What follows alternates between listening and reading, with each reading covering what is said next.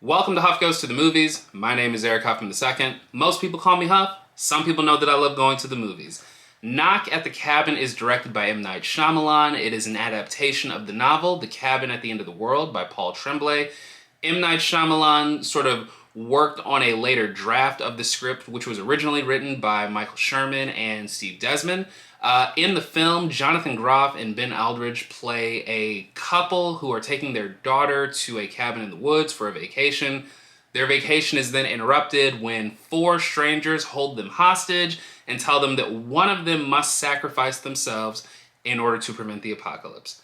Now, with this being an M. Night Shyamalan film, I should probably say a few things right up front. This will be a spoiler-free review, but I feel like I have to at least say something here and now to help set expectations for this film. First, I really enjoyed this film. I'll say more on what I liked about it in just a second. But second, this is an M. Night Shyamalan film. We come to expect twists and plot reveals through his films, things that will sort of recontextualize how we see his films. There is no twist in this movie. Yeah, there's no twist. There's no moment in this film where you're going to learn something and suddenly go, oh my god, this makes me view the movie in a completely different light, or that doesn't make any sense at all. Like, this is a fairly straightforward film. It does have those touches of M. Night Shyamalan, his distinct brand of storytelling, his distinct brand of writing, but this is not a film where you're going to walk out of the theater going, oh my god, I can't believe he was the whole time. It's not like that. And I struggled as to whether or not I should say that in a spoiler-free review because, you know, it's M. Night Shyamalan. This has become a trademark of his, for better or for worse. And so I just feel like it would be irresponsible for me as a critic to not help set expectations for people who might go see this film. And again, I think it's a good film, but I also need to make sure that people are not setting themselves up for failure. But as far as what works about this film, I really have to commend M. Night Shyamalan on a number of fronts. As far as the cast here, they're pretty good. Dave Bautista in particular gives what is easily the best performance of his career. I just can't help but admire the way that Dave Bautista has gone about crafting out his own distinct lane in Hollywood. Yes, we all know him as Drax from Guardians of the Galaxy, and he does so well because he naturally can do all the physical feats that that character requires, and he's able to play things so deadpan that it works. It's not requiring him to sort of hit these high dramatic notes.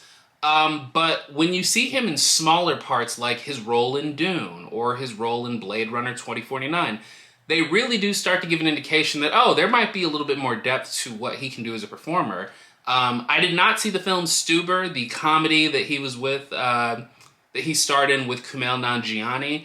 I didn't hear great things, but, you know, comedy can be so hit or miss. So to see him in a film like this, playing a character like Leonard, that's the character's name in the film, I was just blown away. I mean, he really is able to command a lot of the screen in just his movements, the way he delivers this dialogue. And I know that Shyamalan's dialogue can sometimes be the subject of a lot of criticism, but I really think that the story he's telling here, the tone with which he's telling the story, and the performers here, they really do meet that dialogue where it needs to be. And at times it can feel a little like, okay, no one would ever actually say all of these things, but I think for the most part, these performers really do nail that tone so well.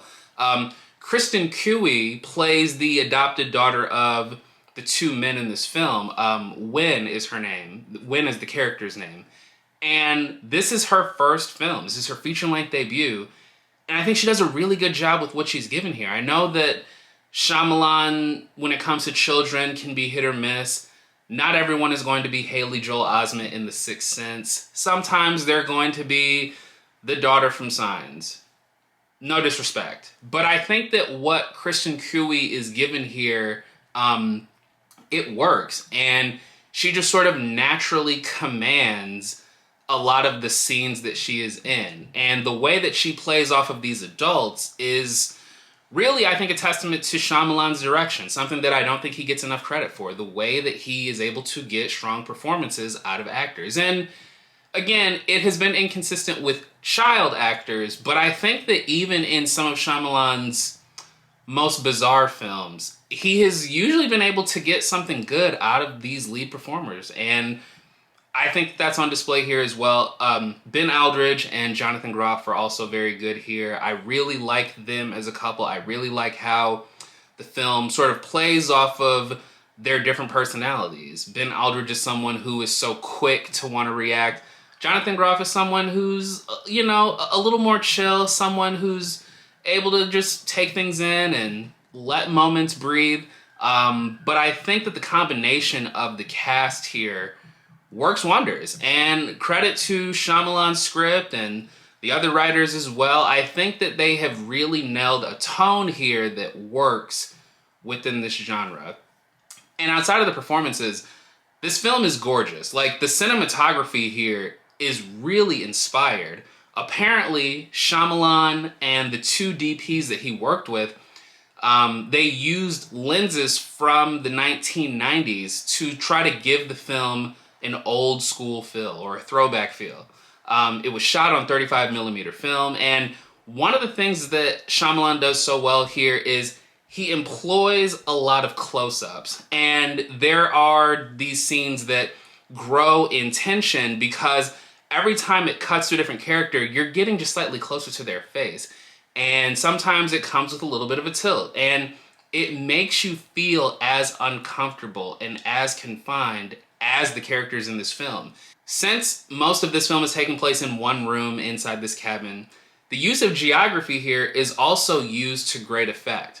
We are getting different angles of this small cabin intermittently throughout these different scenes, and so you never feel bored looking at just one setup. You're seeing it from a lot of different angles, and even though there's not a lot that's necessarily happening once the family is sort of being held hostage, the fact that you are well aware of the different rooms in the house, the basement, what's immediately happening outside, it really does help immerse you in the experience. Now, when it comes to Shyamalan, the tone could be a thing that sort of drives the film off the rails. And without saying too much, I think that Shyamalan's knack for melodrama, for some sort of heightened paranoia, if you will, I think that he sort of handles that in a really measured way. I think that as the film progresses, he just sort of raises that bar up just a little bit, and you start to feel it some, and it never feels like it's completely going off the rails. I mean, I have to admit, I didn't quite know what to expect going into this film. I had seen some reviews. I had seen mostly positive things, though I had seen some people sort of say it's a tale of two halves, and that just wasn't my experience. And for a film that is under 2 hours, I think that it's paced very well. I think that it moves at a really good speed. And again, the cinematography makes the experience that much more enjoyable because you really do feel as uncomfortable and as on edge as these characters are. Shyamalan loves to use flashback, and he does make some effective use of flashbacks here. I did think that he was setting up something with the first few flashbacks that we got, but then it kind of, I don't want to say that it was wasted, but it just started to go in a direction. I was like, oh, okay, like, no, this is something completely different, and I was okay with it. And when the film did hit its credits, I was there with one of my oldest friends, and we sat in this beautiful Dolby theater, and we just talked about sort of how we were feeling. And I think because we were expecting the usual Shyamalan twist, but we didn't get it, I think we were just sort of left processing like, whoa, it feels like there should be a little bit more. But then as I sat and I processed it, I thought, no, this was the story that he wanted to tell. And it's a story that works from beginning, middle, and end. It's a story that's rooted in solid character development and some really good performances that elevate the material.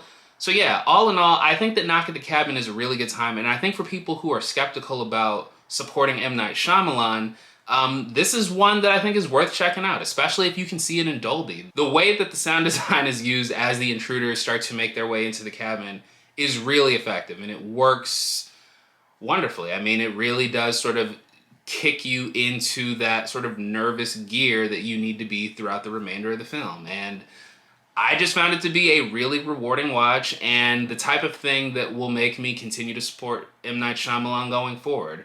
Though I was already committed to doing that after hearing about how he self-financed his film The Visit, which kind of sparked his comeback in Hollywood. I mean, I have a lot of respect for M. Night Shyamalan. I have not loved everything that he's done, but I always appreciate that he operates with his own voice, with his own style, and I think that his experience with films like The Happening, Lady in the Water, The Last Airbender, and After Earth, I think that those things have humbled him, but I love that his passion for cinema and his passion for filmmaking have never died down. They have stayed consistent, or I guess maybe now that he's sort of really in the full swing of his comeback, they've only gone up.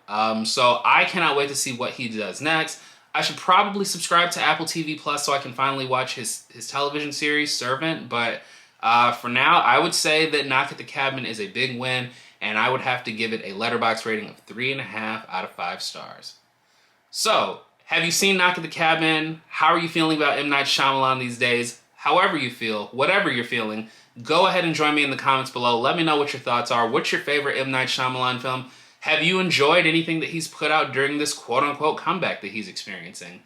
Whatever it is, comment down below, let me know. If you like what I'm doing here, go ahead and hit the thumbs up on this video. And if you are in the mood for movie-related content or know someone who's looking for movie-related content on YouTube, go ahead and subscribe and share this video with them. I'm encouraging all my viewers to go ahead and spread the word. I love the support that I've been getting on the channel thus far. It's very encouraging to me. This is something that I probably should have started doing a really long time ago, but some of the traction that I've gotten on the channel in the last few weeks has been a breath of fresh air. So thank you so much to everyone out there who is supporting. Once again, my name is Eric Huffman II. Most people call me Huff. Stay sweaty, my friends. I will see you at the movies. Peace.